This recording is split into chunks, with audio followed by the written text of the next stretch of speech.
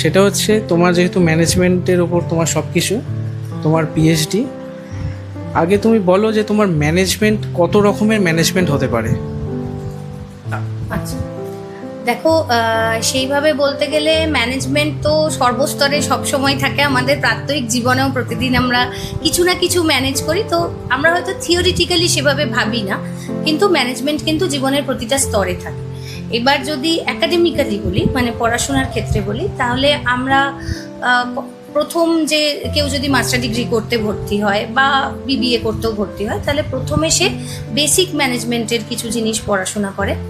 তার মধ্যে ধরো হিউম্যান রিসোর্স ম্যানেজমেন্ট আছে, মার্কেটিং ম্যানেজমেন্ট আছে, ফাইন্যান্সিয়াল ম্যানেজমেন্ট আছে, অপারেশনস ম্যানেজমেন্ট আছে।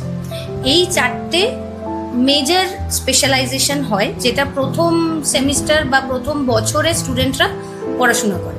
তারপর দ্বিতীয় বছরে গিয়ে তারা তোমার এই সাবজেক্টগুলোর মধ্যে যে কোনো একটা বিষয় নিয়ে, আচ্ছা আরেকটাও বিষয় আছে যেমন আইটিতেও ম্যানেজমেন্ট নিয়ে পড়াশোনা করা যায়। তো এই বিষয়গুলোর মধ্যে যে কোনো স্পেশালাইজেশন স্টুডেন্ট নিতে পারে।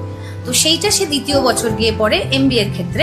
আর বিবিএ এর ক্ষেত্রে সে লাস্ট যে third year, according to CBCS pattern, CBCS এ যেহেতু 3 বছরের গ্র্যাজুয়েশন ছিল, তো তখন সে থার্ড ইয়ারে গিয়ে একটা স্পেশালাইজেশন করতো।